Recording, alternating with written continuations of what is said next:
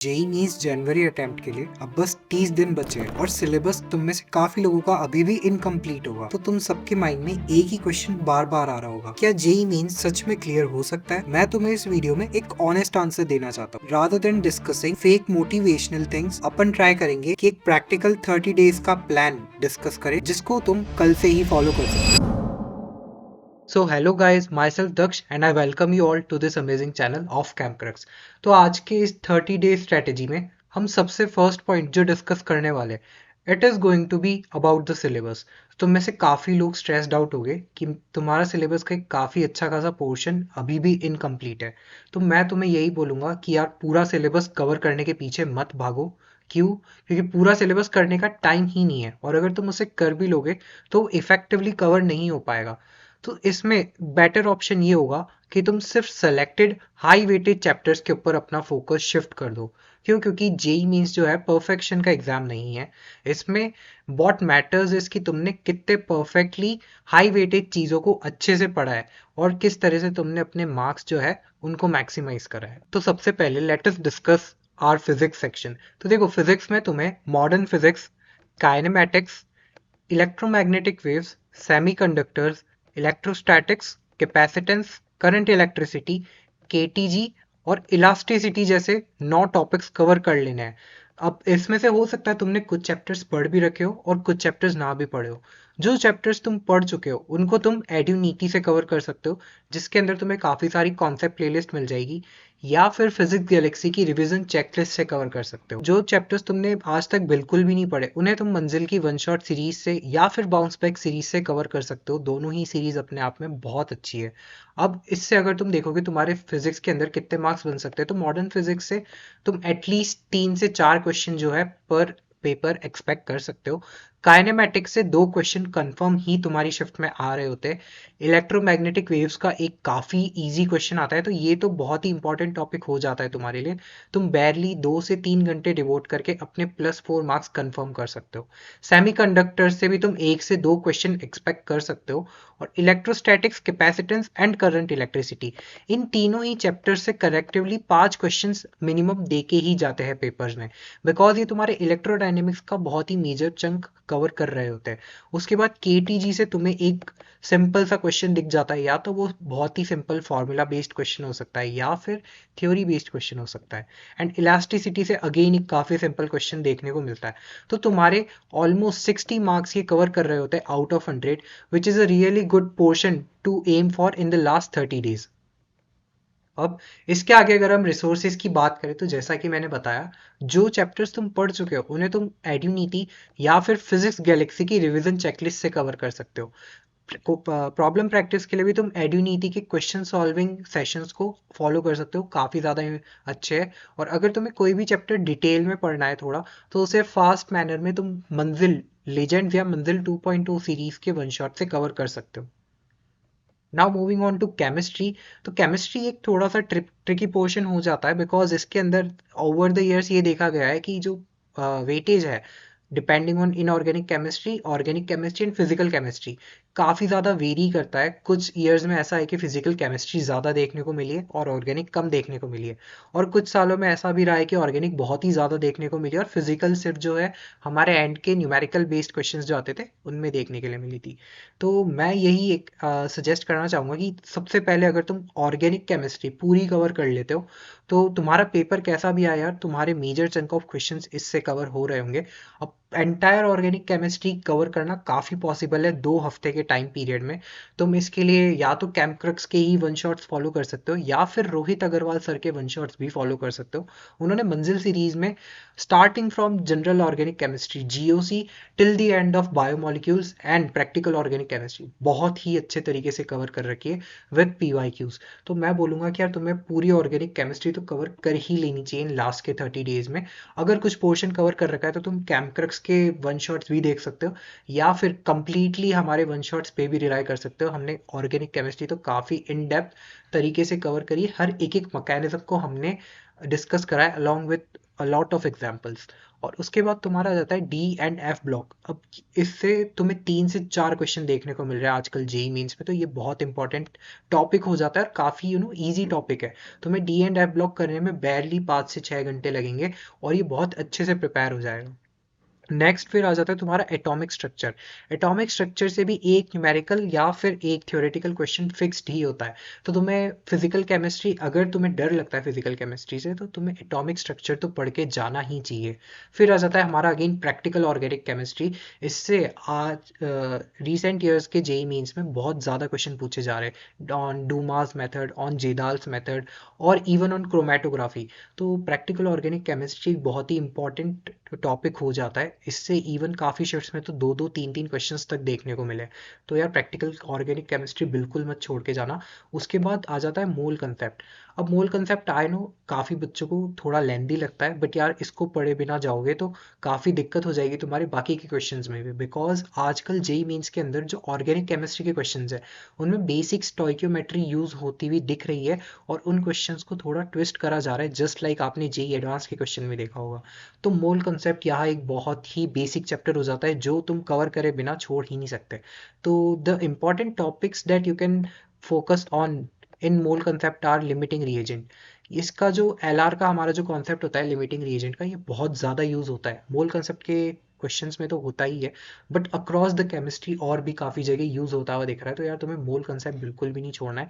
And second जो है तुम्हारा केमिकल बॉन्डिंग, एक बहुत बड़ा चैप्टर है इनऑर्गेनिक केमिस्ट्री का। ऑलमोस्ट मान सकते हो तुम कि 35 से 40% इनऑर्गेनिक केमिस्ट्री केमिकल बॉन्डिंग पे ही डिपेंड करती है।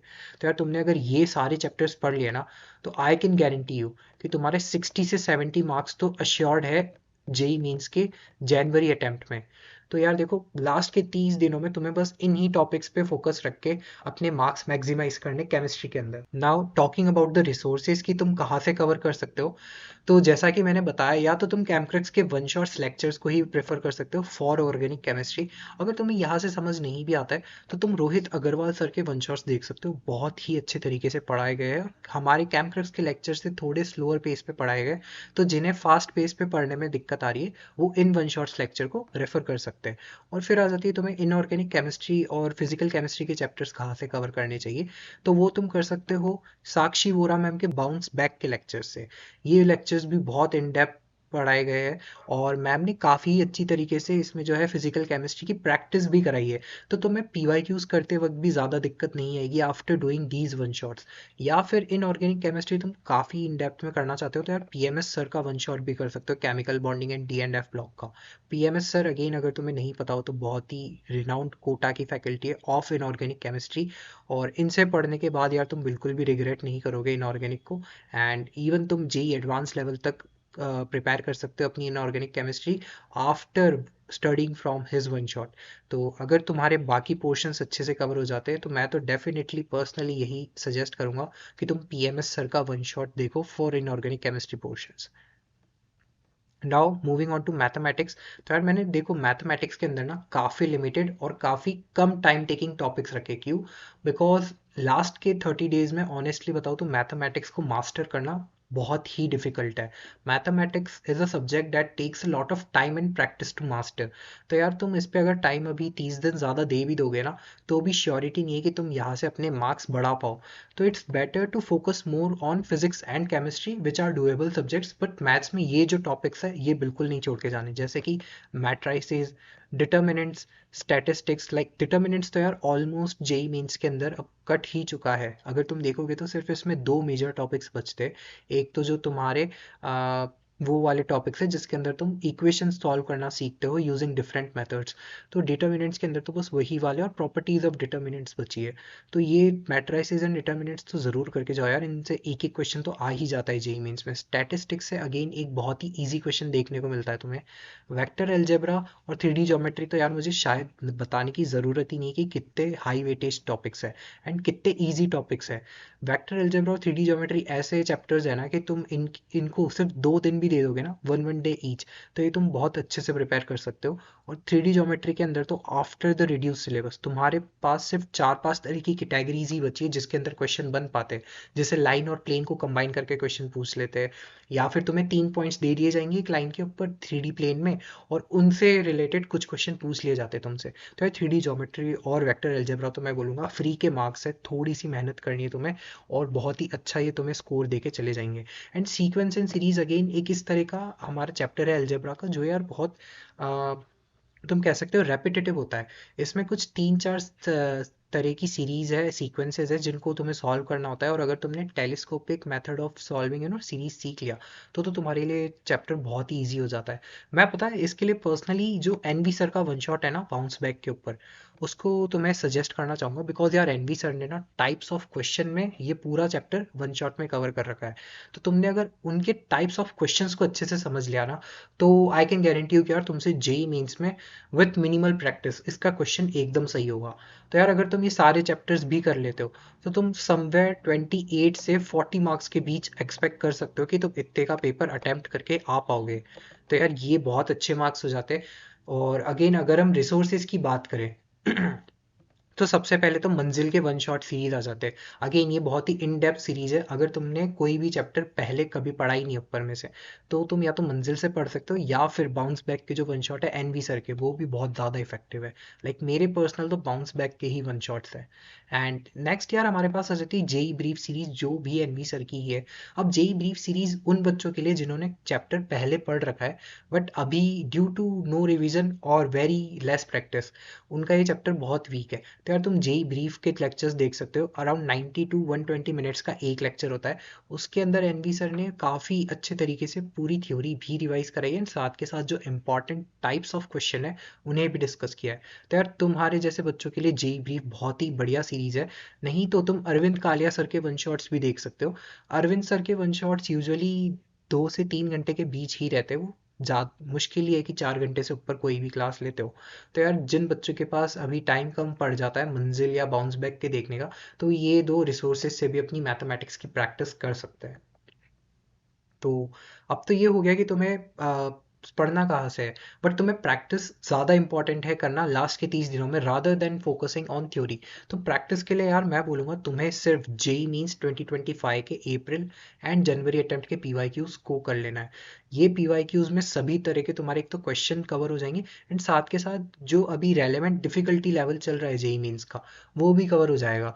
तो तुम्हारे ऑलमोस्ट एक अच्छी खासी प्रैक्टिस हो जाएगी, रादर कि तुम कोई मटेरियल सॉल्व करो या फिर पिछले 4-5 साल के पीवाईक्यूज करने की कोशिश करो और बाद में डीमोटिवेट हो जाओ, बिकॉज वो है ही इतने ज़्यादा नंबर में कि वो पॉसिबल ही नहीं है लास्ट के 30 डेज में कर पाना। इवन जो 2025 के पीवाईक्यूज है वो भी काफ़ी ज़्यादा है नंबर में। तो मैं तो यही बोलूँगा कि यार सिर्फ अपना फोकस जो है 2025 के पीवाईक्यूज पे रखो, और जो अपना रिवीजन है पढ़े हुए चैप्टर्स का उस पे ज़्यादा फोकस करो जितना ज़्यादा हो सके। फॉर्मूलाज को याद रखो, रिएक्शंस को याद रखो, एंड इंपॉर्टेंट क्वेश्चन टाइप्स को याद रखो।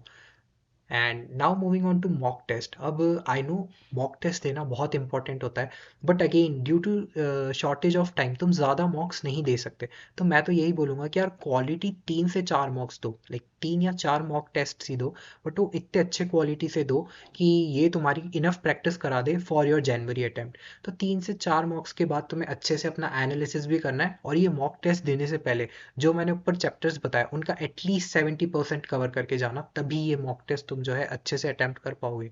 एटलीस्ट इतना तो पढ़ के जाओ कि तुम 120 से 140 मार्क्स का मॉक अटेम्प्ट कर पाओ। अब वो सही कितना होता है गलत कितना होता है it is a different discussion, but at least तुम एक अच्छा खासा chunk of the mock test cover कर पाओ, उतना पढ़ के जाओ। अब ये मॉक टेस्ट या तो तुम अपने ऑफलाइन कोचिंग की टेस्ट सीरीज भी दे सकते हो या फिर ऑनलाइन कोई टेस्ट सीरीज खरीद सकते हो। अगर पैसे इन्वेस्ट नहीं कर सकते किसी भी कारणवश, तो यार तुम जेई मीन्स के प्रीवियस ईयर पेपर भी दे सकते हो। तुम सिंस 2025 के पीवाईक्यूज कर लोगे तो वो पेपर्स तो मत ही देना, बट तुम 2024 जेई मीन्स के पेपर्स को एज मॉक बिल्कुल अटेम्प्ट कर सकते हो। इसको तुम या तो कोई कहीं से पेपर्स की पीडीएफ डाउनलोड करके ऑफलाइन भी दे सकते हो, या फिर एग्जाम गोल नाम का एक काफ़ी अच्छा प्लेटफॉर्म है जो मिनिमल फीस के अंदर तुम्हें ये फीचर प्रोवाइड करता है कि तुम प्रीवियस ईयर पेपर्स को एज मॉक ना अच्छे से देके जाना, ताकि तुम जो एग्ज़ाम देने जाओ तो वो तुम्हारा पहला एनकाउंटर नहीं होना चाहिए एग्ज़ाम इन्वायरमेंट के साथ। तो प्लीज़ मॉक टेस्ट ज़रूर दे के जाना। एंड लास्टली यार यही कहना चाहूँगा कि डीमोटिवेट बिल्कुल भी मत हो। आई नो तुमने काफ़ी गलतियाँ करी है, बट आगे के जो तुम्हारे जेई मेंस का अटैम्प्ट है वो तभी सही हो सकता है जब तुम अपनी गलतियाँ एक तो रिपीट करना बंद करो, और दूसरी बात डैमेज कंट्रोल स्टेप्स लो। जब तक तुम डैमेज कंट्रोल पे काम नहीं करोगे ना, तब तक चीज़ें बिगड़ेंगी ही। तो उन्हें सही तभी करा जा सकता है जब तुम कुछ पढ़ाई करना चालू करोगे, जब तुम कुछ पॉजिटिव मैनर में काम करना चालू करोगे। तो यार अब थोड़ी अपने डीमोटिवेशन को साइड करो, डिसिप्लिन लाओ, और मैंने जो भी एक्शनेबल स्टेप्स अभी तुम्हें इस पूरी वीडियो में बताया है उनके ऊपर काम करना चालू कर दो। तुम्हें कोई भी डाउट आता है तो can freely ask me in the comment section, और you can join our Telegram channel and ask there as well. मैं पूरी कोशिश करूंगा कि तुम्हें पर्सनली रिप्लाई करूँ जितना जल्दी हो सके। सो या, that was all from my side. I hope you like this video और तुम्हें कुछ क्लैरिटी आई होगी अपनी प्रिपरेशन को लेके। So all the best for the January attempt. यार अपना 100% लगा दो, अभी तक जो भी गलतियाँ करी है या पढ़ाई करी है नहीं करी है, just leave all that and start working in these last 30 days। All the very best.